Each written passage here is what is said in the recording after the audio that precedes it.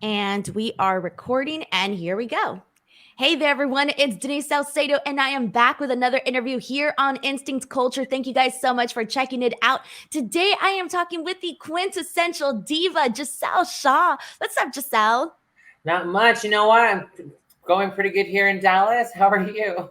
I'm doing good. I got to tell you, like the second I know we chatted a little bit off air, but you have such a vibrant personality that, like, even though it's early in the morning, I suddenly feel like reawoken. I'm like, yes, let's do this. Let's go. I love your personality, Giselle. Thank you. You know what? Don't be fooled by it. It's great hair, makeup, and good lighting. So, yeah, it's like I'm catfishing. Yes. Now I know the tapings are right now in Dallas. Tell us a little bit about how you've been enjoying your time with Impact Wrestling so far. I've just been loving it so much. The opportunity to be able to work with different people who offer different things as well. And it's such a supportive locker room, especially in the knockouts locker room. It's just been so incredible. And I've just started. And it's already freaking amazing. So it only, it goes up from here and it just gets better. And I can't wait. What was your reaction to getting signed with Impact, especially because they've had such a like an illustrious like time period in terms of like really promoting, women's wrestling, the knockouts, and really being on the forefront of all of that. And for you to be to get signed and take part of the company, what was your reaction like? Well, it was so crazy because I actually had my first opportunity with Impact Wrestling in 2018. And, like they gave me like three, four, like tryout matches. And I obviously wanted to sign with them full time. At the time, I didn't, there was no opportunities. And then that's fine, because if there's no opportunities, then you have to create ones for yourself. And I feel like I had to go to the UK and do that, and it not only did that help me personally but also career wise, so it made me grow as a person and as a performer. And I stopped thinking about getting signed. Like that was just out of my head, and I'm like, I just need to focus on the now and what's important. And to have such a great career in the UK, especially as like a foreigner, to be trusted with that is just so crazy, and I loved it. And then that's when Impact Wrestling came, and then they go, "Hey, are you interested in signing with us?" And at the time, I just didn't really feel like I've accomplished everything that I've accomplished. So I said, "Let's hold off for now. Let me do what I need to do." And then that's when I've done Progress and Rev Pro, and to hold both championships at the same time, which have never been done before. Well, never been done, and actually by a Filipina and a trans woman, and like all these things, like that was amazing. And then I go, where do we go from here? I feel like you reach that pinnacle of that scene, and then you go like, what's next? And then it just so happens that Impact Wrestling came back again, and they go, hey, like, what's the update, what's going on, how are you feeling, where are we at? And I go, okay, this is the universe telling me that this is the path that I need to go on to. And yeah, and everything has just been such a crazy adventure. It feels like a roller coaster ride, and I'm just enjoying every single bit of it. It's really cool that they came back and they were like, "Hey, we haven't forgotten about you," because so many times it can be like, well, you know what, she wasn't interested. We can move on from here. But it really seems like they wanted you and they wanted to see like, hey, like, can we make this happen? I think that's pretty cool. And obviously, Scott D'Amore has been doing so much for Impact Wrestling. I know that Gail Kim is now also with Talent Relations and doing a lot there. What's it been like to work with them and kind of seeing, especially Gail Kim, and seeing the things that she's helped do, not just for the legacy of the women, but also just currently right now, working with the women's division. It's pretty crazy because so Scott and I, became friends like immediately when I had those opportunities with Impact Wrestling. And he's always just been like honest with me, and like help coach me and point out the little things. It's like, hey, like this is like you could do this instead or something. And I feel like that really helped me grow in ring.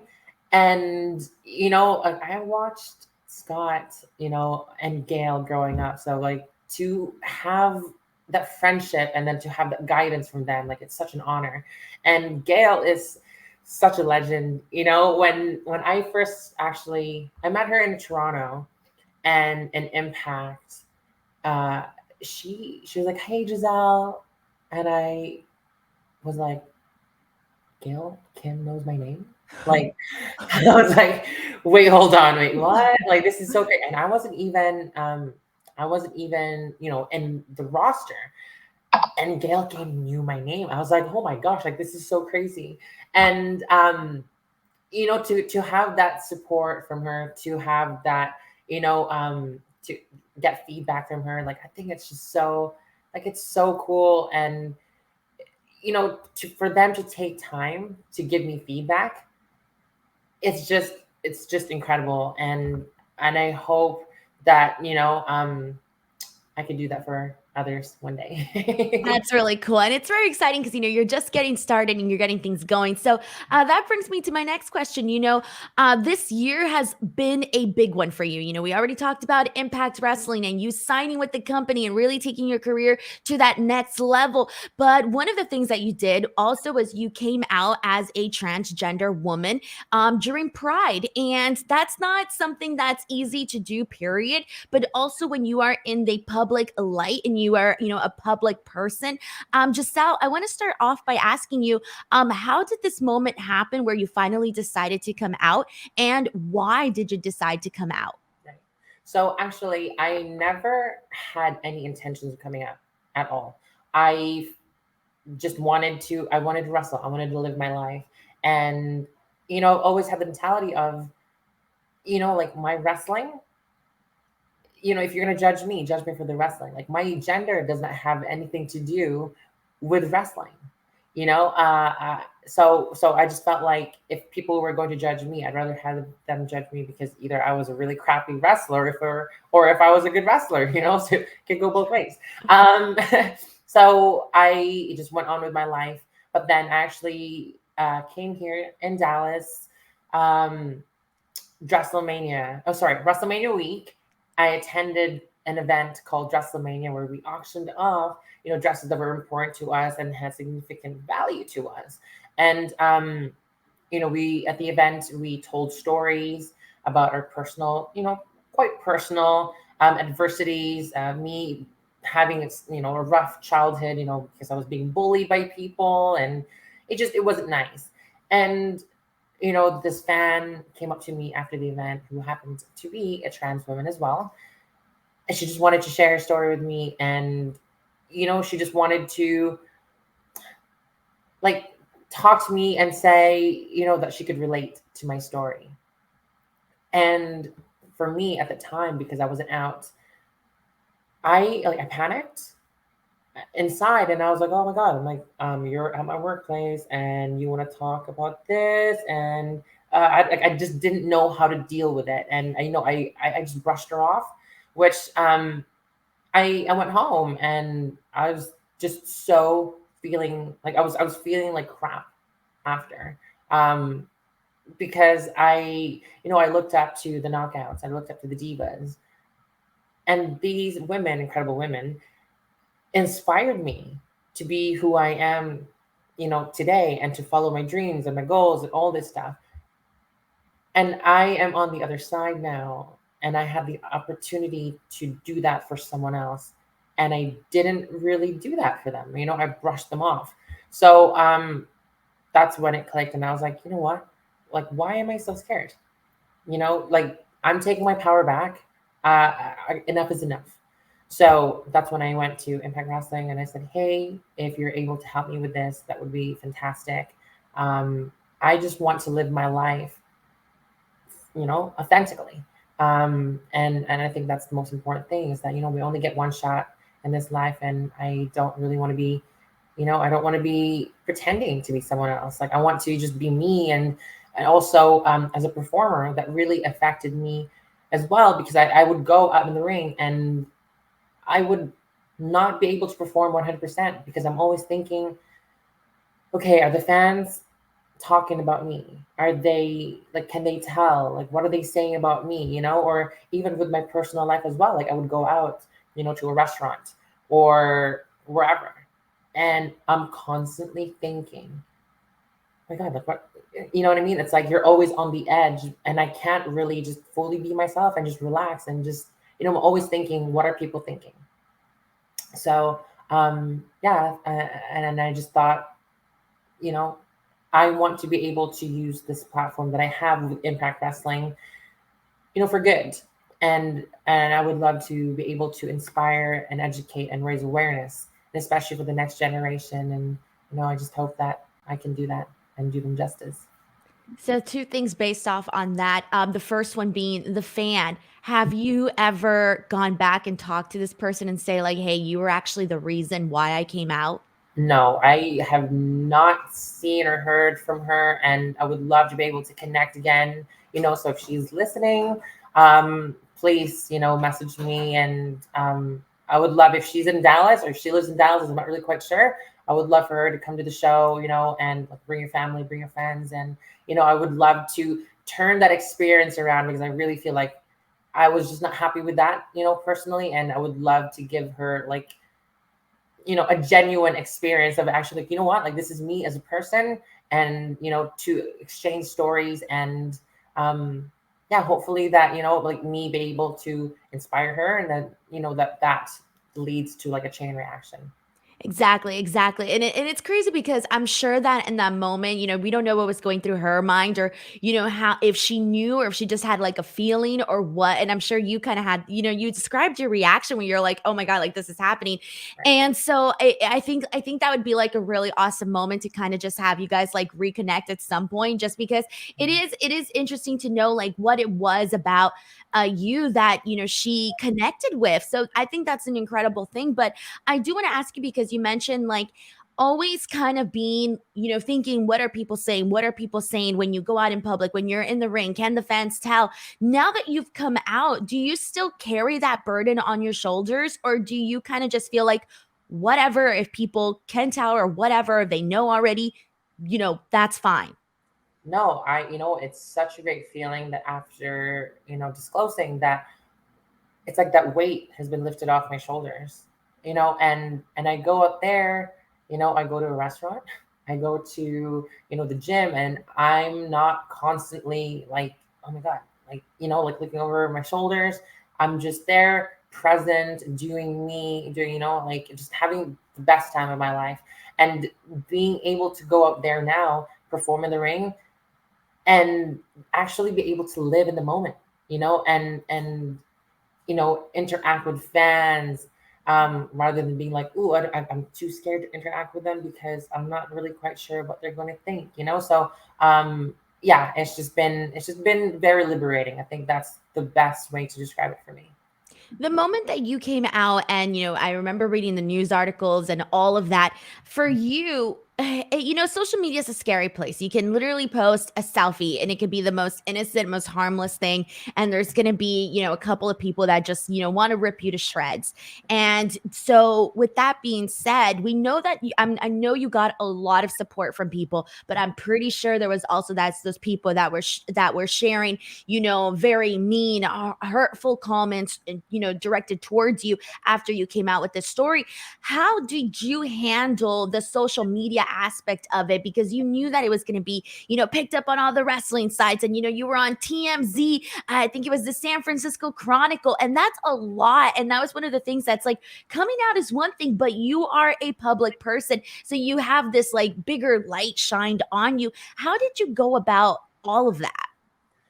So for me, I was really looking forward to dealing with it all, whether it was the positive or the negative, because for me, I looked at it as it was a it was a test for me, because I said that I'm taking my power back. So by taking that power back, I'm not letting words affect me.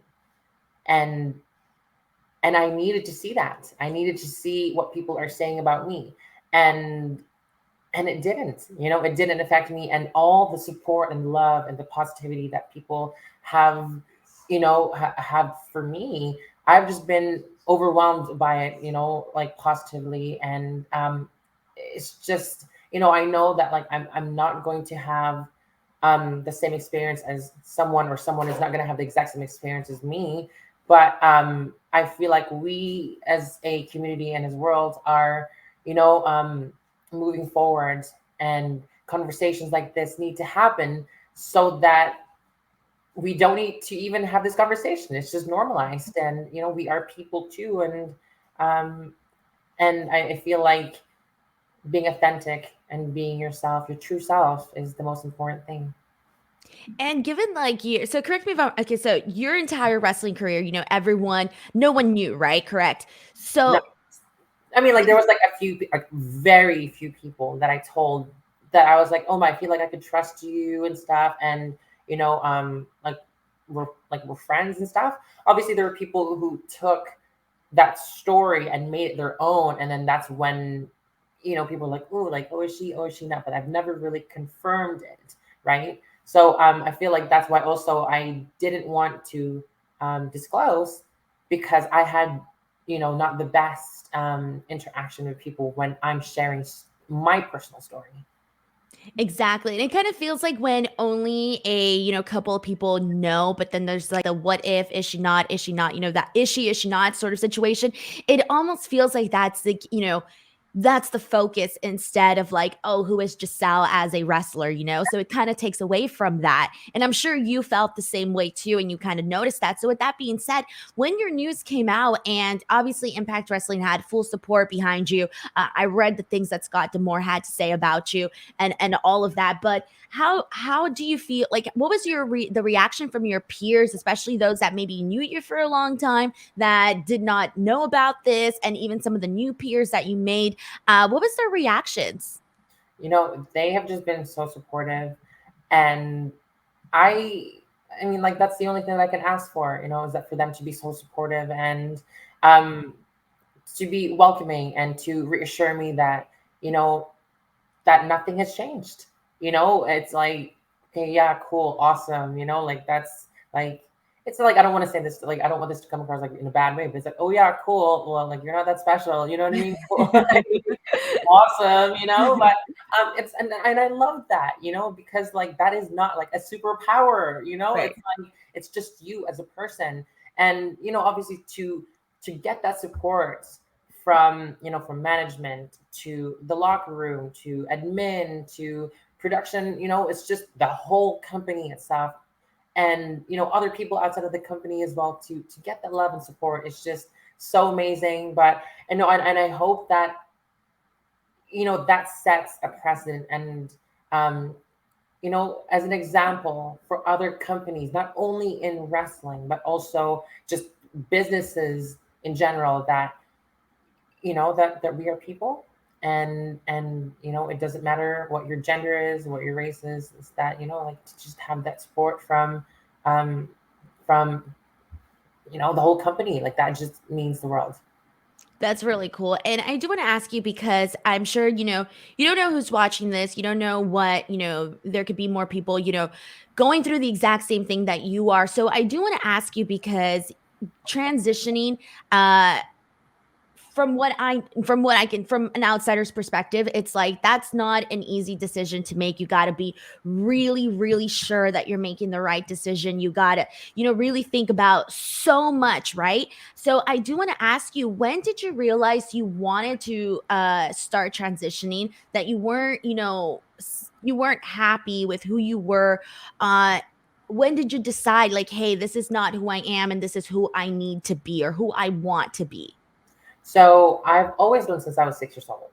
And, and I like, it's not just I woke up one day and be like, you know what, I'm kind of tired of this body now. So it's like, I've always known that I was like, okay, like this is not the body that I'm supposed to be in.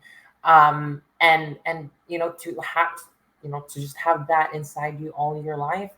Because, obviously if you're a kid, like you can't do anything about it. And all you got to do is just coast through life and make sure that, hopefully, like make it to your 18 so that you can make decisions for yourself. And with your body. And I had to, I had to get out of town where I grew up in Yellowknife, Northwest Territories in Canada. And yeah, and I just felt like I was like, okay, like I needed to get out of town, and I have to do this for me. And that's the most important thing, right? Is that I'm not doing this for someone else. Like this is for me. You mentioned 6 years old, and I go back to, being 6 years old, and I feel like if you're at that age and you're starting to feel these types of emotions, it's almost like you don't have, obviously at 6 years old, you don't have the mental capacity to really think like, "Hey, this is what's going on with me." So what was those years like where you didn't really know like, "Hey, why don't I feel, connected with who I am right now?" Because 6 years old to 10, different situation, preteen, teen years, even you're old, once you're like 18, 19, you're still not completely sure about life. How would you describe those years and coming into the realization that, hey, this is what's going on with me? Right. It was really bizarre, because I had like this best friend when I was in elementary school, and her family were like they were really close friends with my family, and our parents were like, "Oh my gosh, like they're gonna get married," you know what I mean? And she and I were like, "Ew, like that's disgusting," you know what I mean? Like I look at her and I'm like, "Yeah, girl, like let's go shopping." And then I would look at the boys, and I'm like, "Okay, I like boys," and and it just felt like that I was like, oh, like um I just like this is not the body that I'm supposed to be in. And like it's so surreal to even learn that when you're 6 years old. Like 6 years old, like you're supposed to be like playing and just not thinking about that stuff. But and I feel like that's what people need to understand is that it's not just one day you're like, what, like I think this is a fad, so I think I'm gonna start doing the fad. Like this isn't my, like this is my lifestyle, this is who I am. And it's not just you know for show. Right, right. And your friends and family, how did they do you think they knew like early on? When did they find out? And how did they take the news?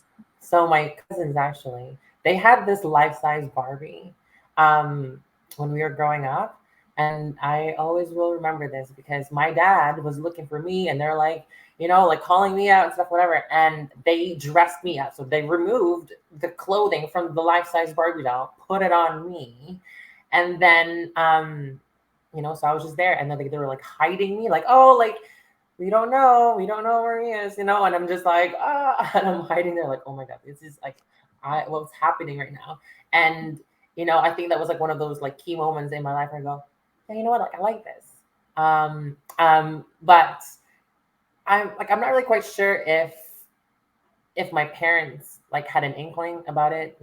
I grew up from an Asian culture, and I was born and grew up a little bit in the Philippines, where I don't think at the time we really understood, or even myself, I didn't know that there was such thing as transgender. You know what I mean? I thought there was just gays and lesbians, and that's it. And I'm thinking to myself, like, I'm not gay, nor am I a lesbian. So so like I just didn't have I knew how I felt. I just didn't know what the term was for that. And um, growing up, I like my sisters knew. They've always supported me. And when I transitioned, I think it's naturally, it was hard for my parents, for mom and dad, and it was hard for them to accept, because I was the only boy, and I was firstborn. So there was this unsaid rule of, you're carrying the legacy, you're carrying the family last name, and it's like all these responsibilities that I never even asked for has been put on me. And being like the only male child, um, it's like they're like this is all on you, and which is a little bit unfair, but like that's from their generation. But we've had countless talks and to just help them understand, and they've just been supportive, and they just, I think now, like they just want me to be happy, right? And that's all that I could ask for from them. And I do want to ask too, because I know that the transitioning part comes in portions, right? Like it's a long process. It's not just like you go to the doctors one day and you come out and you look like what you want to look like, right? It's a process, and you do different things and all of that. I do want to ask that moment when everything was set and done, everything was completed, and you looked at yourself in the mirror and you saw yourself for the first time. What was that like? How did you feel? I just felt so comfortable and just so like happy with myself that I'm like, oh my God, I'm like, this is how I'm supposed to look like, and then there's like that confidence because before, like I was just like, okay, yeah, cool, like very timid and like I was like, yeah, okay, cool, whatever. But then, like after everything, I'm just like, hello, like hi. You're like, I'm Superwoman. I know. It was like I'm unleashed. You know what I mean? Like I have no idea what monster you created, but you know what? I'm here for it. So no, and and I really hope that, like the confidence that I had, I hope that like whoever is watching and stuff, um, hopefully could relate and it's like everyone has different journeys, and I can't tell them when they're ready. Just as much as no one could ever tell me when to be ready.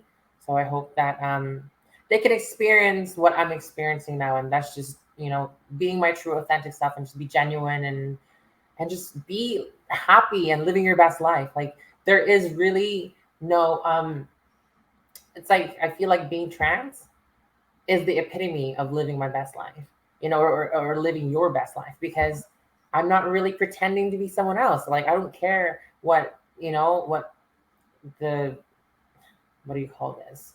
Like what life or Like society, society. yeah, society, like tells you. It's just like, nah, like I'm gonna live my life like the way I intend it to be. And you know what? If you like it, cool. If you don't, that's cool.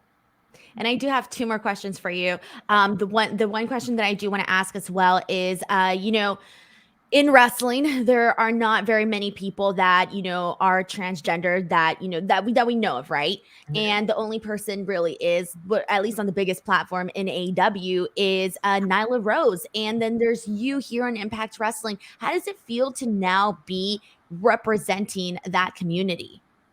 It's it's such a huge responsibility, and I really also want to say and remind people that while we are representing that community, like we are not, it's like that's a huge responsibility. We are not the community, but what we can do is hopefully inspire people with the platforms that we have and educate people and raise awareness. Because I am not an activist, but I am an advocate, um, and sometimes people do, you know, like they think that, oh my God, like now you're the poster child. Like no, I don't want to be a poster child. I just, I'm here to educate and raise awareness and inspire. And my last question for you is, you mentioned this. You don't want this to be like, it's a huge part of who you are, but you don't want people to be like, oh, this is all that I am. So I want you to kind of take the floor and let people know, like, who is Gisele Shaw? Like, when they think of you, what do you want them to know about you and think about you? So obviously, the quintessential diva Giselle Shaw is someone who is, intelligent, confident, strong, powerful woman. Um, and I think the most important thing is that it's not about your gender, it's not about your race, it's about your hard work, right? I could be in the ring with someone who is more talented than me, and there are a lot more talented people out there. But if they don't put the work in, I'm more than willing to put the work in with half the talent that they have. And you know what? If I just work hard, or anyone out there works really hard, you will outwork someone and anyone that has more talent than you any day. And I feel like hard work and work ethic are very important. And that's something that, just put in your mind. Completely agree with you, Giselle. Thank you so much for spending some time of your day to talk to me today. I really loved hearing your story, and I feel like we could be here for like another hour, talking all about this. But I know you do have, a lot more you got to do here today for Media Day. But Giselle, thank you so much for tuning in, and thank you to everybody watching. We'll see you on the next one. Bye, everyone. Thank you. Bye. Awesome. Thank you.